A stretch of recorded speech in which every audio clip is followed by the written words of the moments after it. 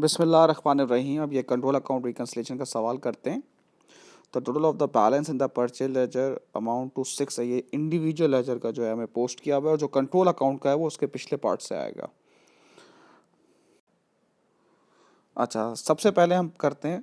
सबसे पहला दिया हुआ है discount received had been overstated by 1000। अच्छा, ये एक जर्नल स्टेटमेंट है ना, एक जर्नल बात की गई है।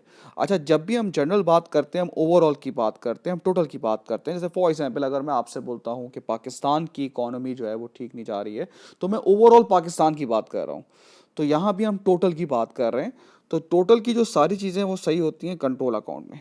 अच्छा, डिस्काउंट रिसीव वैसे कहाँ पोस्ट होता है? डिस्काउंट रिसीव वैसे इधर पोस्ट होता है, क्योंकि डिस्काउंट रिसीव से हमारा क्रेडिटर जो है वो क्या होता है भाई, कम हो जाता है। अब हमने डिस्काउंट रिसीव को ज़्यादा रिकॉर्ड कर लिया, इसका मतलब है क्रेडिटर को हमने ज़्यादा से कम कर दिया होगा। तो अब सही करने में क्या करेंगे, आप अपने क्रेडिटर को बढ़ा देंगे। तो नॉर्मली फिर आप डिस्काउंट रिसीव यहाँ पर रिकॉर्ड करेंगे 1000 से। अगर वो कहता है डिस्काउंट रिसीव रिकॉर्ड नहीं हुआ तो आप यहाँ रिकॉर्ड करते हैं। उसने कहा ज़्यादा रिकॉर्ड कर दिया, तो हमें सही करने के लिए हमने डिस्काउंट रिसीव को यहाँ रिकॉर्ड कर दिया। अच्छा, उसके बाद क्या है, दूसरा वो कह रहा है credit purchase invoice had been completely omitted. Completely omitted मतलब है दोनों में रिकॉर्ड नहीं हुई है। तो ये जो है वो दोनों में जाएगी। तो जब दोनों में जाए आपको रिकॉर्ड करनी होगी भाई, तो आपने ये परचेजेस को अब आप दोनों में रिकॉर्ड कर देंगे।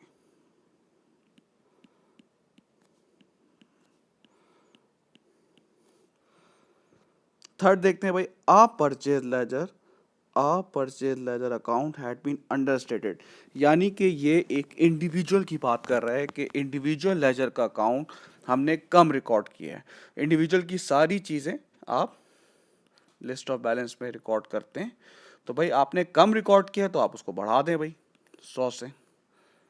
उसके बाद फोर्थ देख लें भाई, a credit balance of 850 in the purchase ledger had been set off as a contra entry in the sale ledger, but no entry had been made in the control account.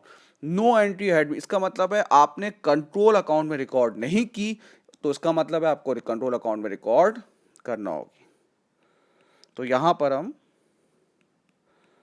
Contra यानी कि creditor से debtors हम इस तरह से record करते हैं भाई 850 कॉन्ट्रा एंट्री आपने रिकॉर्ड कर लिया, ठीक है। Fifth, a payment of 1450 had been debited to the creditors apostrophe account। इसका मतलब है इंडिविजुअल में ये सही रिकॉर्ड हो गया है। जब वो इस तरह का इशारा कर दे कि एक जगह सही रिकॉर्ड हुआ हुआ है, इसका मतलब है गलती दूसरे में। अगर इंडिविजुअल में सही रिकॉर्ड हुआ हुआ है, इसका मतलब है गलती कंट्रोल अकाउंट में। जो ये कह भी रहा है was omitted from the bank account.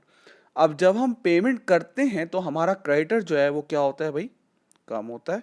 तो ये जाएगी आपकी कंट्रोल अकाउंट पे।